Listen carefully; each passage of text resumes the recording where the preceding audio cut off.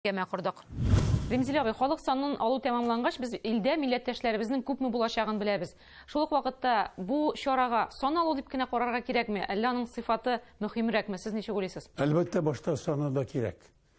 Теоретик яктан ул сан билгеле, чөнки һәр кем прописан, кемдер куялар кунакка киткән яки килгән. Ләкин ул шул кадәр катлаулы, кызыклы проблема, чөнки безнең милләттәшләр күпме соң ул? Әлбәттә, ул кагазда бер төрле, тормышта бер төрле бердән. Икенчесе, берәү авылында яши, прописан. Икенчесе, Себердә эшли. Моның төп мәгънәсе милләтнең, җәмгыятьнең социаль портреты. Әгәр дә татарлар тулысынча язылмаган булса, без каян белик, татарлар гыйлемлеме? Ничә проценты югары белемле? Ничә проценты бик тырышып эшли, хуҗалыкта, дәүләт эшендә яки үзенең бизнесында, яки ул эшсез йөри? Ничә проценты? Күпме проценты үз фатирында тора яки коттеджда яши? Мөһимме бу? Гомум җәмгыять буенча, Россия буенча, яки Татарстан буенча бу сананы белеп була. Татарлар. Татарларның гаиләләрендә күпме бала бар? Аны да белеп була бит. Ремзил абый, безнең илдә урбанизация көчле, ассимиляция күренешләре бар. Менә аларны соңгы 10 елда күреп, тикшереп, анализлау, ул безнең милләткә нәрсә бирәчәк? Без инде гомуми тенденцияны беләбез. Хәзер татарлар шәһәргә күчә. Шәһәр чирләре күчә, аларга димәк өйләнмәү яки аз бала үстерү, балалар шартына акча җитмәү дип әйтә бит инде. Димәк милләт кыскара.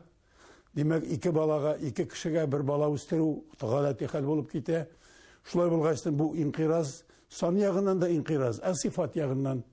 Шуннан да шуңа күрә татар инкыйразының булганы, булмаганы күренәчәк. Мин беләм, Мәскәү янында, Ханты-Мансийск округында, төмәндә һәм кайбер бер-ике җирдә арта. Чөнки анда күчеп эшләргә киләләр. Ләкин башка җирләрдә күз алдында һәр җан исәпсән кимеп бара бит татарлар. Бу юл ничек булыр? Менә беләбезме без, Казанда әле 1,5 миллион татар бар. Бу бик зур сан. 1,5 миллион ул тулы бер милләтләр инде. Менә шушы динамика кайсы якка бетәгәри. Аның бит нәтиҗәсе, Ремзил абый, тискәрәдә булырга мөмкин.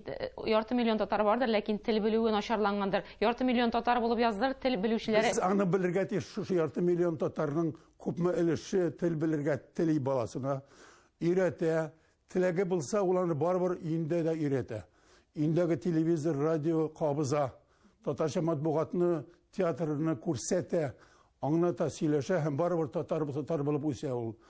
Бик күпләре әти-әнисе берсен дә белми, надан, туган телне дә белми, надан. Без бит моны белергә тиеш. Һәм моны эшне оештырганда исәпкә алырга тиеш. Мәсәлән, мәктәптәләргә укырга алганда күпме бала безгә әле ул укырга мөмкин киләчәктә. Күпме укытучы кирәк безгә? Димәк, халык санын алу нәтиҗәсе ул республиканың стратегиясеннән алып, район башлыгының өстәлендә ятарга тиешле эш планы булып чыгамы? Кем кымачаулый, мин яшәгән авылда яки районда татарның динамикасын белергә һәм мәсәлән өстәлгә куярга, роно алдында, администрация каршында татар җәмәгатьчелеген сөйләргә. Агайны, безнең районда татар бетеп бара. Беркем дә кысмый, монда Иван Грозныйга, Сталинга гына ябып булмый. Ягъни бу шул кадәр бик күп бомбалы информация бу. Хәзер үк, чөнки элекке елларда гына имбаклар бар. Хәзер санау бар. Шушы бер ай эчендә дөреслекне тәнкеркәргә кирәк информацияга. Ялган милләткә кирәкми. Ремзил абый, менә халык саны алуның нәтиҗәсе безне кайсы сорауларда сөендерәчәк, кайсында сезнеңчә әзрәк артка китеш булачак? Татарларның алга китеше бәлки гомуми социаль үсештә, татарларның эштә күрсәтүләре, йортларның төзеклекләре, фатирларның төзеклекләре уңай якта кабул дип бик өметләнәм мин. Укуга омтылу, белем алуда булыр дип уйлыйм. Шул вакытта туган телне белү, демография, гомум санның, уртак санның саклануы шамалы булырга мөмкин. Урамга чыгып сыйлар безнең кызлар. Журналдан, анда журналистлар, яшь журналистлар.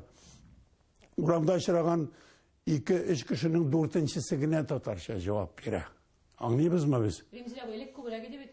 Элек күбрәк иде. Димәк, Хәзер без 10 ел элек булганнан соң бу чагыштырырга тиеш. Бөтен Россия масштабында мөгаен санап бирделәр аны безгә, ләкин минем өчен мөһим Казанда. Бик зур рәхмәт.